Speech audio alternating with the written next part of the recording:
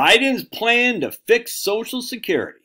All right, so we're going to talk about this. Pretty good article in the Epoch Times. I'm not sure how you pronounce it.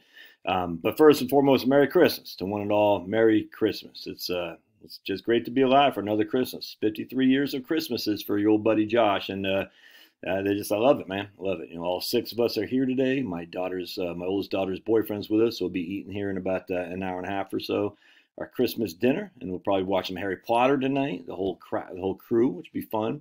Eating some chocolate chip cookies and some fudge brownies with peppermint in there. It's not fudge brownies, fudge with some peppermint in there. And I got a replacement wedding ring. So for all of y'all ladies that, oh, Josh is single, he doesn't have a wedding ring. It's too late. You're too late. Charlotte beat you to it. Now, she might say, you can have them. I mean, she could probably say that, frankly. But either way, I'm now taken.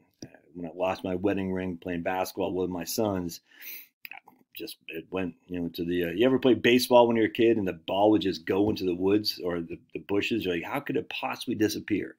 That's what happened to my wedding ring. Crazy. All right.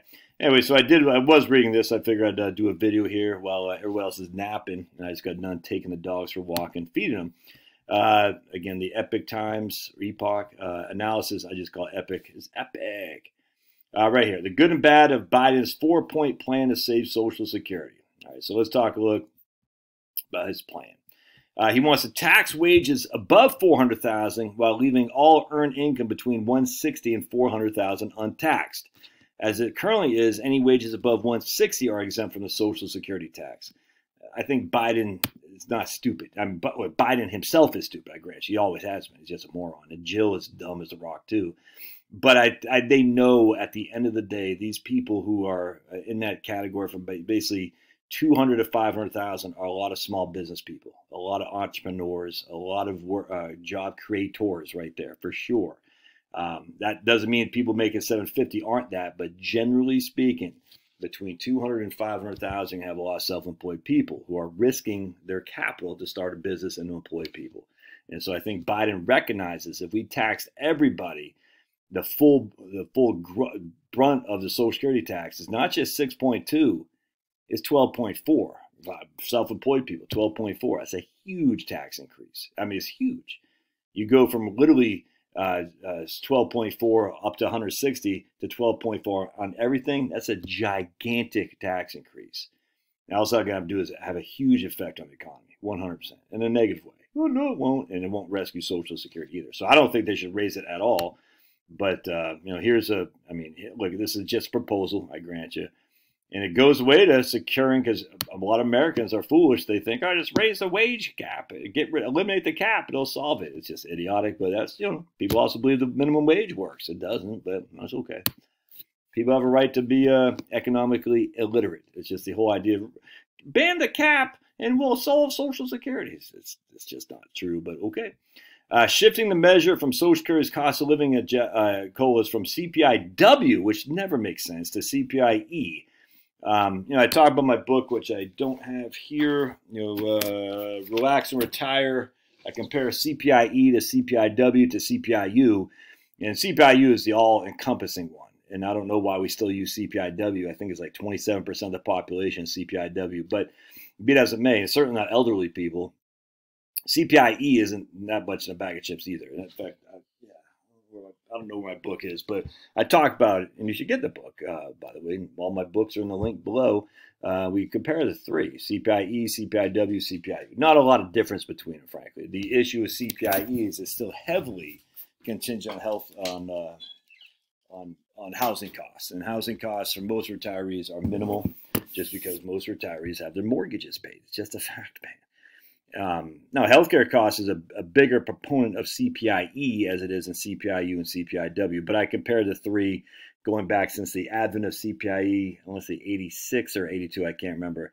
And I think one was 3.3, one was 3.1, one was 3.0 in terms of average percentage each year. I just can't remember which one is which, but it's 3.3 to 3.1 and 3.0. Not a huge difference there. And again, CPI as a way to measure inflation is silly anyway. Because CPIE, CPIW, and CPIU all use owner equivalent rent and rent as the biggest, by far the biggest expense that you pay. And it's just not true. once your mortgage is paid off. And then transportation is number 2. It's just, again, once you're not buying new and used vehicles, it's just not true. It's just not, man. So for retirees, CPIE is still insufficient to a real gauge of inflation. It's just not. So, but anyway, it's a good step. I mean, certainly CPIU is stupid. Raising the PIA received by retired workers annually by 1% between the ages of 78 and 82, which would basically give you a 5% increase. I mean, I got no qualm with that. I don't have my calculator here, but if you're making 2,000, I'll just use it here. If you're making 2,000, if your PIA is $2,000 a month, and we raise that by 1%, it's going to give us what, $20 times 1%. Blink. Yeah, it's $20. It'll be 2,020. So that'd be 2,020 by 1% times 1%. It'd be $2,020.20. So essentially, be getting a $100 increase over 5 years in your PIA. That's okay. I got no qualm with that, but it's $100, man. I mean, look, it's better than nothing. I do think there should be a way to increase PIAs for sure. But be it as it may, 1% between the ages of 78 and 82, that's arbitrary. But again, this is just negotiating, and I got no qualm with it. I think it's a good negotiating tactic, and I wish the Republicans would have some plan. They got nothing. Freaking stupid. It actually ticks me off. Republicans, you could have a winning political thing, but they don't want to win. Republicans don't want to win. They want to be Lindsey Graham. They want to have all the accolades of being in Congress with all the money and that huge net worth and all the, let's just put it this way, old Lindsey, you know what I'm saying? You know what he's up to. You know what I'm saying? You know what I'm saying. But they want to have all the money coming in without any responsibility whatsoever. They don't want to win. It's crazy. But anyway, if you raise the PIA by 5% over the age of 78 and 82, that's fine. It's not going to solve a whole lot of issues, but yeah, I mean, it is a negotiating point. And what are the Republicans offering? A whole lot of nothing. And then Big Joe, Sniffy Joe, wants to increase the special minimum benefit for lifetime lower age Social Security beneficiaries to 125% of the federal poverty level. All right, so I don't know if I have it up here. Do I have my spreadsheet on Social Security? Let me pause real quick. I have it here at the available, but there are a significant amount of people who are making less than $600 in Social Security, making less than $1,000 in Social Security. So from just a political ploy, this is a good move. I think it's too complicated. I would just say we're going to give, if your Social Security benefit is less than, I don't know, $1,500 a month, we're going to give you a $50 a month benefit increase, something like that. You don't have to make it so complicated. Increase the special minimum benefit for the lifetime lower age Social Security beneficiaries to 125% of the federal poverty level. That's just too much, too complicated. So just say, again, there's nothing, the Republicans aren't offering anything. At least Sniffy Joe is making an argument for something. So here's this chick, Rachel Gensler, right here. And she says, she's from the Heritage Foundation, the Conservative Heritage Foundation, which is the basis of Obamacare, by the way. And she says, senior research fellow at the Roe Institute. I thought she says the Heritage Foundation. Yeah. Courtesy of the Heritage Foundation. I'm not sure what the Roe Institute is, but it says Curtis, so I'm not sure who this person is. So anyway, so she describes CPIW as a flawed index, which it is. Conversely, CPIE for the elderly doesn't really make sense because the largest expense for senior retirees is medical costs, which are already covered by Medicare. I don't agree with that per se. If you look at the BLS numbers, Medicare isn't the largest expense for senior retirees. It's just not, or healthcare costs. I'm not sure where she's getting that. And already protected from inflation by Social Security benefits. I mean, I agree to some regard of that, but the largest expense for seniors is not medical costs. It's not. She doesn't like raising the PIA. She kind of likes that, okay. The argument she explains is that the older you get, your costs are increasing.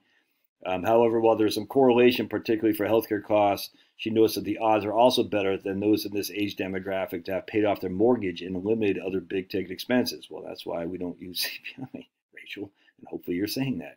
Any changes made to the program should be based on need, not age. Oh, boy.